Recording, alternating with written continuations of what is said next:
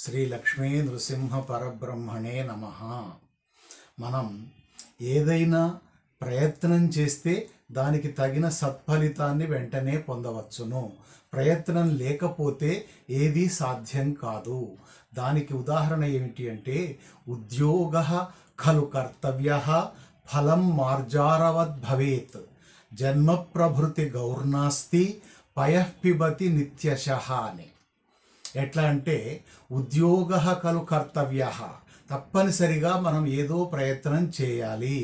ఎట్లా అంటే దానికి ఫలితం ఏమిటి అంటే, ఫలం మార్జారవద్ భవేత్, పిల్లి వలె మనం ఫలితాన్ని పొందవచ్చును.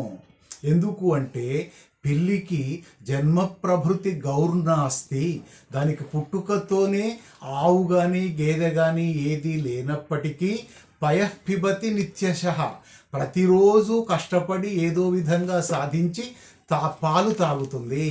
కనుక ఆ రకంగా అంటే దొంగతనం చేయాలి అని కాదు అర్థము, ప్రయత్నం చేస్తే అసాధ్యం అనేది లేదు. ఇక ఉద్యమం, సాహసం, ధైర్యం, బుద్ధి, శక్తి, పరాక్రమ షడేతే యత్ర వర్తంతే తత్ర దేవో సహాయకృత్. మనకు షడ్భాగంతు మనుష్యాణం సప్తమం దైవచింతనం అని ఉన్నది. 6 భాగాలు మనం ప్రయత్నం చేస్తే 7వ వంతు దేవుడు సహాయం చేస్తాడు అని. ఆ 6 ఏమిటి అంటే, మొదటిది ప్రయత్నము, రెండవది సాహసము అంటే ధైర్యము, మూడవది ధైర్యము, తర్వాత 4వది తెలివి, 5వది శక్తి, 6వది పరాక్రమము. ఈ రకంగా ఈ 6 గనక ఉన్న చోట భగవంతుడు కూడా తప్పకుండా సహాయం చేస్తాడు.